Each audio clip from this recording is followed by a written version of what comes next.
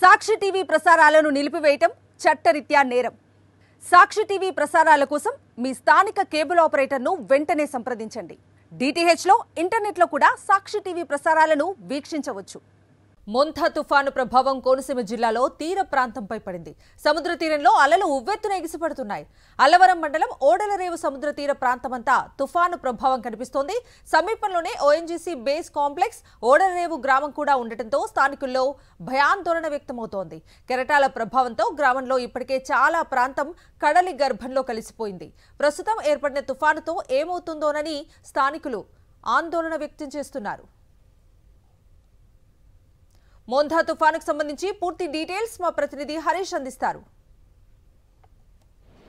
మొంథా తుఫాన్ ప్రభావం doctor BR Ambedkar Konaseema జిల్లాలో తీర ప్రాంతంపై ఇప్పుడు కనిపిస్తూనే ఉంది. ప్రస్తుతం మనం అల్లవరం మండలం ఓడలరేవు దగ్గర ఉన్నాము. ఓఎన్జీసీ సమీపంలో ఓఎన్జీసీని ఆనుకునే ఇక్కడ సముద్రం ఉవ్వెత్తున లెగిసిపడుతుంది. కెరటాలు కూడా పెద్ద ఎత్తున లెగిసిపడుతున్నాయి. మొంథా తుఫాన్ ప్రభావం అయితే తీర ప్రాంతంలో అప్పుడే మొదలైపోయిందని చెప్పొచ్చు. మొత్తం తీర ప్రాంతం అంతా ఖాళీ అయిపోయింది. ఇప్పుడే అధికారులు ఇప్పటికే స్పష్టమైన ఆదేశాలు ఇవ్వడం జరిగింది. తీర ప్రాంతానికి మత్స్యకారులు ఎవరు వేటకు వెళ్లొద్దని. దాంతో మొత్తం ఉమ్మడి తూర్పుగోదావరి జిల్లా పరిధిలో ఉన్న 169 గ్రామాల పరిధిలో తీర ప్రాంత గ్రామాలన్నింటిలో కూడా ఎవరు కూడా వేటకెళ్లే పరిస్థితి లేదు.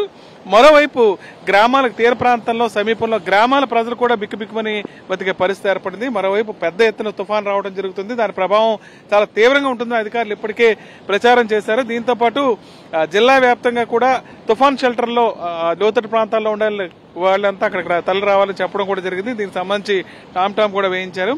అన్ని రకాల రక్షణ చర్యలు చేపడుతున్నాం, తుఫాన్ ఎట్టి పరిస్థితుల్లో ఎదుర్కొనే విధంగా చర్యలు చేపడుతున్నాం అధికారులు అయితే చెప్తున్నారు. అయితే ఒకవైపు ఇప్పటికే వర్షం ప్రారంభం అయిపోయింది. లోతట్టు ప్రాంతాల్లో ఈ వర్షపు నీరు కూడా కొన్ని చోట్ల చేరిపోతుంది. తుఫాన్ షెల్టర్ కేంద్రాలకైతే ఇప్పటివరకు పెద్దగా ఎవరు వెళ్లిన పరిస్థితి అయితే లేదు.